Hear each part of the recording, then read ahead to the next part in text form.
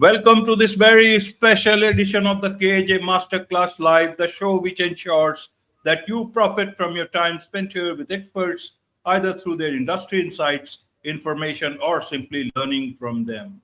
And today we have with us Emily McSherry. She's the founder of Advise, a career platform, and we'll learn from her about how one can future proof their career, get actionable strategies to help Generation Z and navigate careers with clarity and confidence. Welcome to the show, Emily.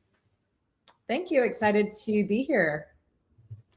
You're welcome. Welcome to the show. Welcome to India in this online form. And I'm sure not just in India, but a lot of people across the globe will benefit from what we are going to talk right now. We'll talk about smarter career strategies for Generation Z. We'll learn all that from you. But before that, let's learn a bit about your journey, your story, so that people know who they are listening to.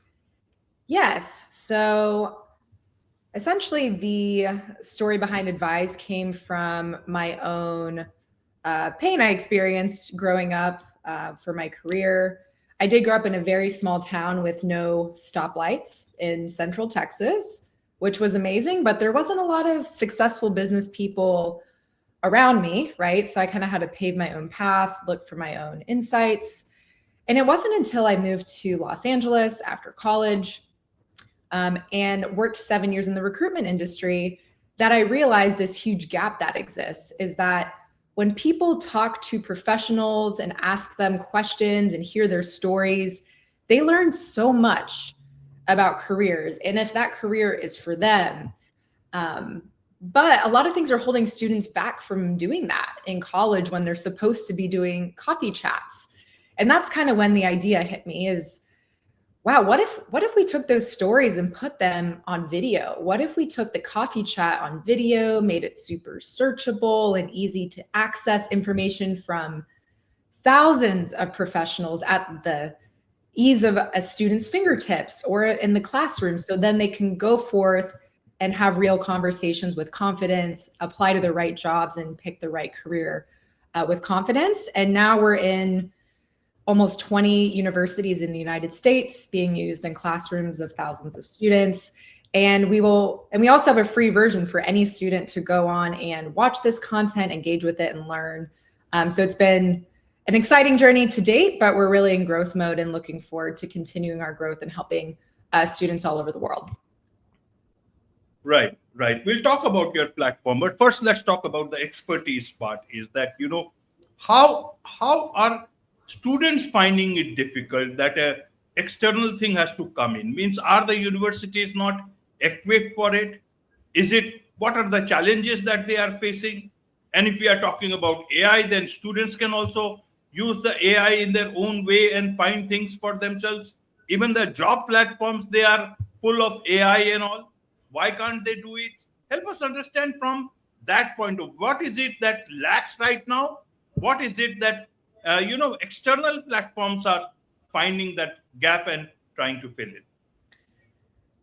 The fact that your question had a lot loaded in there, right? It is complicated and messy at schools and jobs for students. There's a lot of noise in the market right now. People don't understand how AI is impacting jobs. In America, at least with the education system, the government and the education system are not really in sync anymore. There's a lot of change going on. And when there's a lot of change going on and the job market's crazy, it's just all kind of crazy, right? But no matter about the job market now versus COVID versus whenever, the problem that we see that exists, that AI, that nothing else is addressing, is this barrier to the skill set and the access to information of conducting a coffee chat, of conducting an informational interview with real people. The best and most high quality information comes from people who do that thing, right? Kind of like a podcast, right? You're pulling insights from and capturing knowledge from all of these people. But the problem is students or younger people especially don't know how to do that. They don't even understand what to ask someone. They're not taught in school how to break the ice with someone, to go grab a coffee with someone, to go, students know today that to get a job, they have to network, period, right? It's super competitive.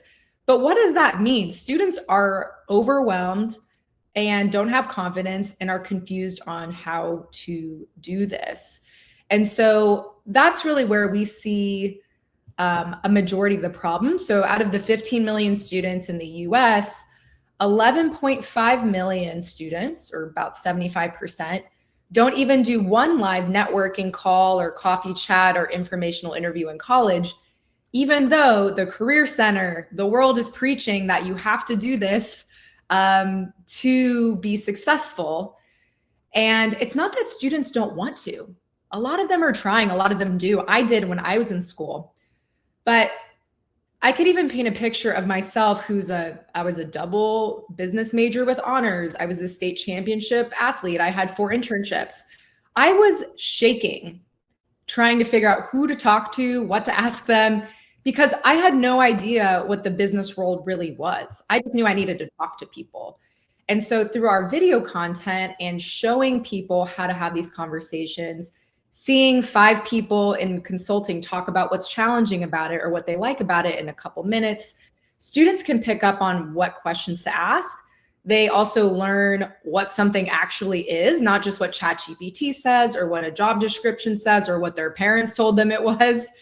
They're hearing real information from real people who are also interviewing on video, and they can actually see a real consultant who's at McKinsey talking about it while they're at work. So all of those things contribute to students not only learning about that position and real job literacy or career literacy, right? Like, what does this role mean? What does this company mean? What is a job title? But they're also picking up on how people talk, what questions they ask, what information they share, and how they conduct themselves on video. And we're seeing students, when they watch and learn on video, because that's their number one method of how they're engaging with content these days. It's what they're comfortable with. Then they somewhat replicate what they're seeing. They kind of copy it in real life and go do it. And that's when the real human connection happens. And so we're kind of meeting them where they're at to help with these challenges to get them to those real conversations so they can have a successful career, because they're going to need to network and they're going to need to talk to people and they're going to need to think about more than one career to pursue to get a job in this current market. Right, right. Let's look at, you talk about 3 career mistakes that you see students making right now and how they can avoid them. Can you tell us about these career mistakes? And if someone doesn't know how to talk, then they need those classes to learn about, rather than, at the end, it will be like, data crunching in a few moments rather than, understanding the data. That is, so tell us about those mistakes, and then we can talk about the other things that they are facing. And are videos the only solution for that? Sure. So a very common mistake that I took to heart when I was in school is waiting too long, right? And what I mean is waiting too long to be curious and get experience. In America, especially, you don't get hired just because you went to Harvard anymore. You get hired based on what you bring to the table. And so if you're not bringing anything to the table, then why am I going to hire you? Right? So I need experience. I need demonstration that you've done stuff. I don't really care. Actually, I do care what it is. Obviously, there's different things, but the fact that you're doing something sets you apart, right? So get experience. Even as a freshman, I got internship experience. And even though that never translated to anything, it helped me figure out what I didn't want. It gave me something to talk about and start building a network. So I think waiting too long to get experience is a major, major error, and like waiting too long. Otherwise, you're competing with people who have started talking to companies and getting experience for years, and you're doing this at the end of graduation. You're just going to get behind. I would say the second piece kind of tied to that, and the whole problem overall with that I see, is this struggle between academia and work and like the business world, right? Not saying that academia is not important, because it is. Getting grades is important. But I always try to think of the goal, and I want students to think about what goals they have. If you know you probably want to do something that's going to require good grades, then yes, good grades should matter a ton. But if you know you want to become a salesperson or an entrepreneur and you're spending all your time trying to get A's, is that really lined up with your goals? So I really encourage students to think about how they're spending their time and consider if their efforts should really be getting A's in chemistry if they want to become a salesperson, or if it's joining the sales club, right? So thinking about grades not as a, I get A's, I get a job, because that's just not what it is. But think about what your experiences and your grades are, and if that tries to lead you to your goal. An example about myself is, even though I wanted to be an entrepreneur, I've known that for a very long time. I double majored in entrepreneurship in undergrad, started businesses when I was in school that completely failed, but I tried, right? I experimented. I always thought I wanted to go to graduate school, right? I always wanted to, I just knew that's something I wanted to do, and I didn't really know what. So for me, I knew I needed to get good grades in order to have that profile to get a top MBA like I did at UCLA Anderson, right? But that's not everyone.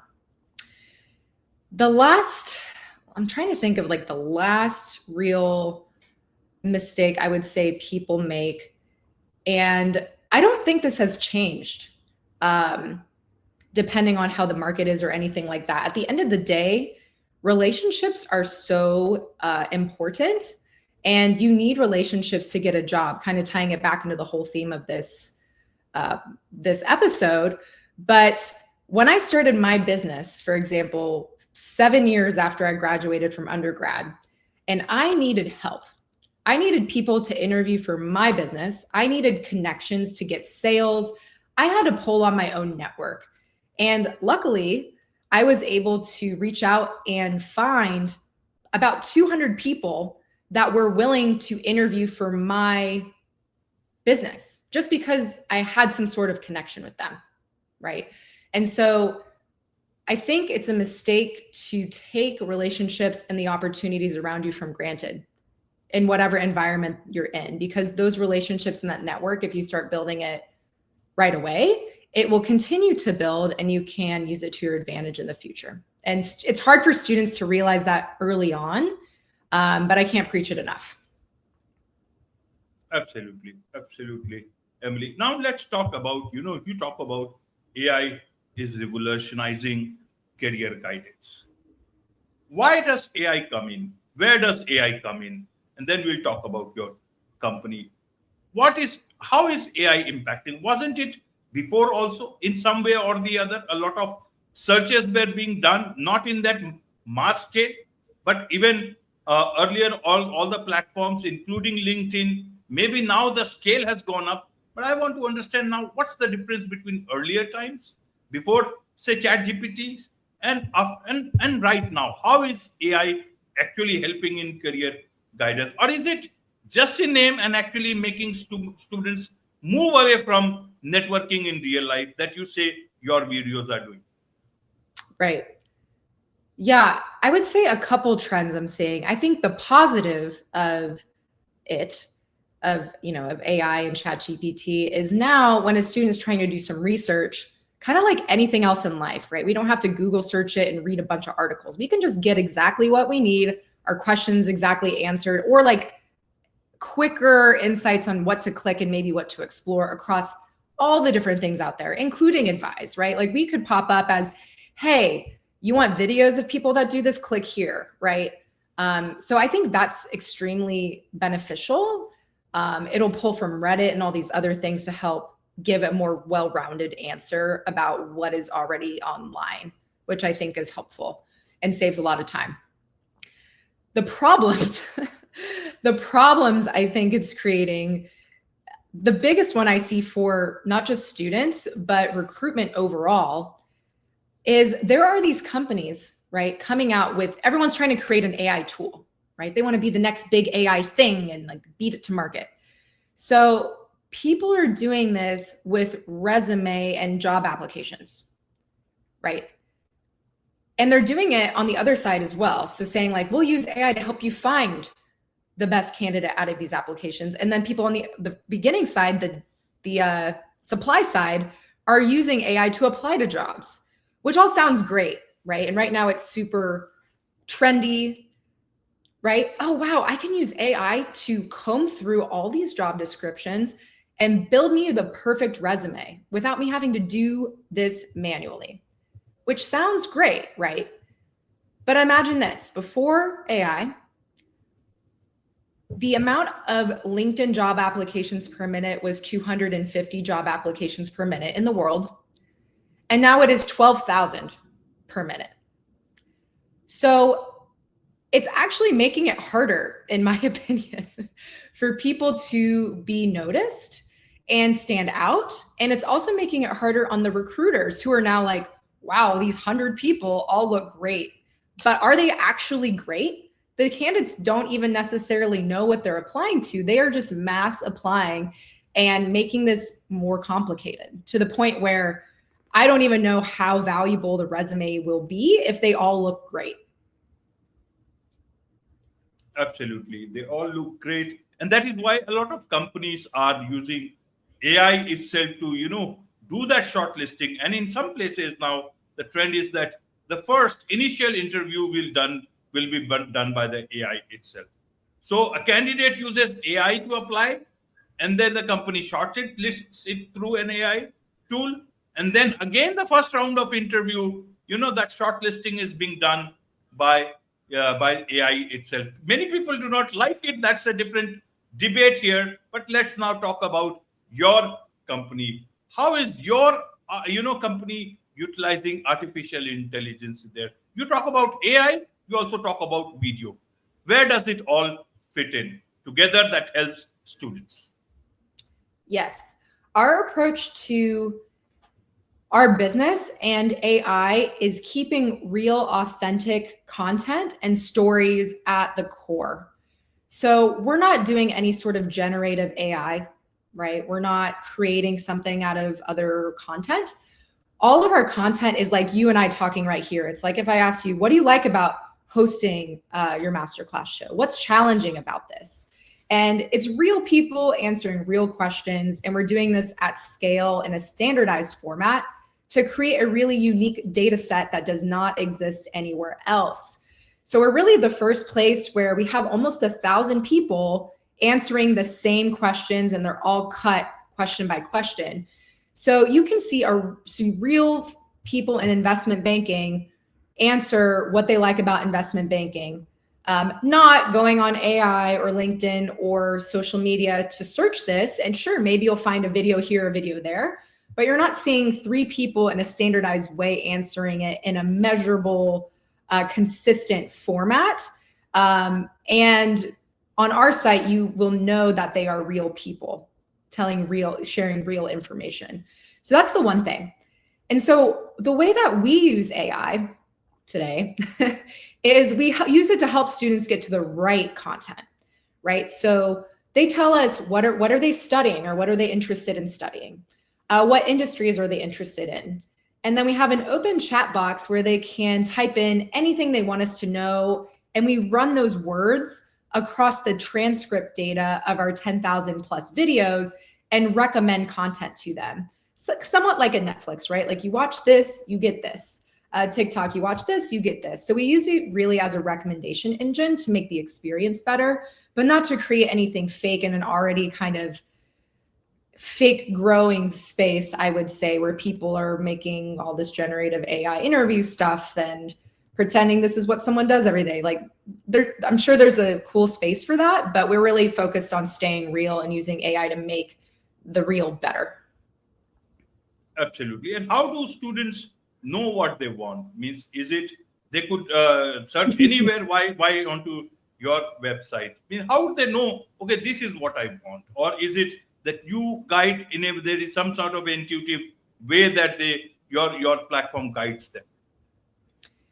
Yeah, that's a great question. And we're actually coming out with a new experience soon to really nail this down, because that is what we saw was what we talked to a bunch of students after being live for a year, and we wanted that feedback, right? Like, And they told us, we don't want more content, we want more guidance. We want less noise, right? Because there's so much noise out there. And like they want to be able to, to your point, narrow things down, figure out what they want. And so we've been really digging into that. And I'm not going to explain the whole process, but there's a couple things that we know that will work, that are bite-sized, that maybe don't give the full answer, but get them closer. And one of the things that we're doing in the new experience that we are very confident about and excited about is people know what they don't want more than what they do want.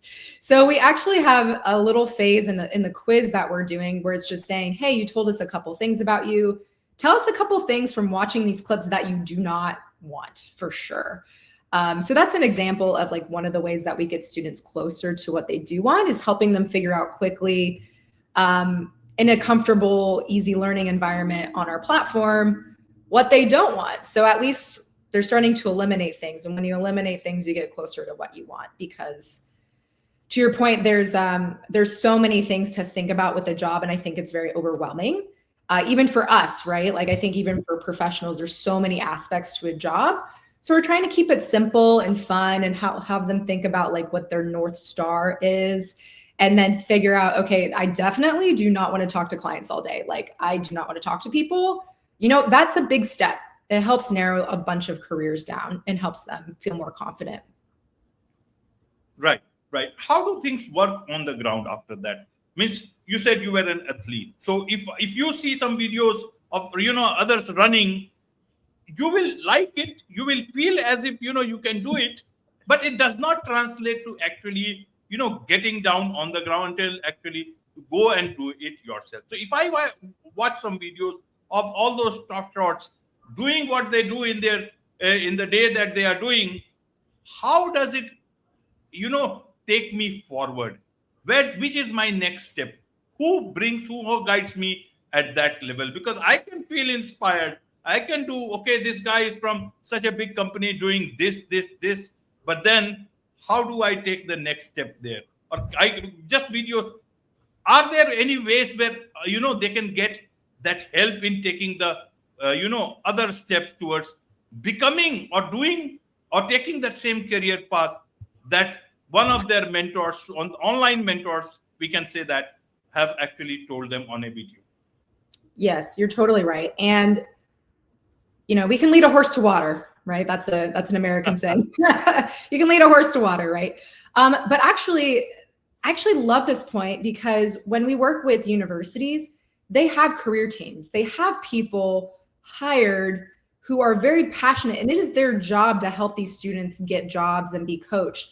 So anytime anyone's ever been like, you're existing, you're trying to replace me, which actually not really a lot of people have said, because I always position it well. I'm like, you're going to be needed. The same way I think a recruiter is going to be needed, even with all these AI tools. Like you still need that person to help guide. And so in our platform, we can't be there in person for every single student. We can get it into the classroom, help with usage. And then we partner with the universities to help them make that connection. And we're trying to figure out how to do that more and more, right? Is that if there's a way to do it through the platform and measure it and encourage it. The way that we do it in our platform today is if you really vibe with someone and you're like, oh, that's who I want to talk to, that's what I want to do, we have our professionals share their LinkedIn link or their own information, and they give us a thumbs up, like we put a badge on their profile. Yes, students can reach out to me. I am down to talk to the student. So the opportunity is sitting right there for those who want to take advantage of it. We have had several hundred students click that, and we want to keep pushing that and maybe even help them take that step with the platform without the school. But that's what we have right now. And that's something that we want to keep getting better at, to have that real next step, because that's when we know it's really having more impact. An example of how we are partnering with schools, however, and I wish every school had this. So whenever I'm working with the school and I hear that they have this, I get really excited because I'm like, we are going to work really well together and we're going to have so much value. Is some schools have these required career classes for all freshmen, for all MBAs, for all their students. And when that is a thing, we are embedded into that class, and we actually provide, they can use Advise and the tools we've created to create an assignment. And this assignment is basically taking combinations of content, asking the students to watch whatever they would like, or watch these certain industry playlists, kind of whatever the coach or the program person wants them to do or explore. And then there's reflection questions, including how is this going to help you have a real conversation? And then the next assignment is them actually going to talk to people. So if we could do that, every school, that would be amazing, and or figure out how to do that without even the school. But those are the situations where we're seeing this have the most impact, and we're continuing to measure that impact. Absolutely, absolutely. Two last questions, Emily. One is that who is this platform for? Only for students, or is it also for a lot of other people who are around students? That question. Secondly, as a business, what is the business model here? Why, as this is, I see a couple of other, platforms like this trying to solve this sort of a problem in their own way. What is your business model here? Where do you make money? Because you can't just keep on, giving it to people, and finally you have to make money. To help us understand from these points of view. Yes. So the platform, the reason I say students, and it is primarily for students, is because of how we've decided to build the business model. We were thinking, so at the very beginning of this, you have a lot of decisions to make when you're building a company, making the vision, deciding your mission, your values, that sort of stuff.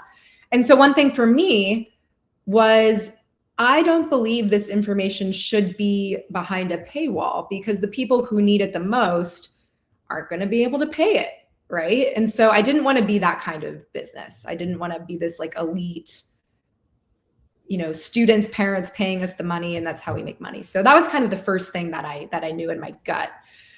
And so then we started thinking about, well, who is going to pay for this, right? Like who is going to pay for this? And so because this is so closely tied to jobs, right? The university level to us made so much sense, because those students are the ones who are really going to school to get a job. It is where you get a partnership with one school, you get access to potentially 100,000 students and a big brand that companies care about. And you have these schools, and the schools are the ones who really care about investing in the students and getting them the jobs. So that's kind of how we built our strategy around including our business model. So we have a free version, right? That doesn't mean everything's free.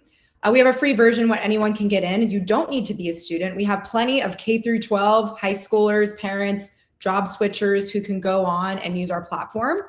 We actually have people who have interviewed as professionals use our platform and then also interview with us. They find us because they interviewed with us, and then they're actually trying to pivot into something else, and they're like, wow, I actually use this as a user as well. So anyone can do that. I encourage anyone on here to definitely go check it out so you can see what we're talking about.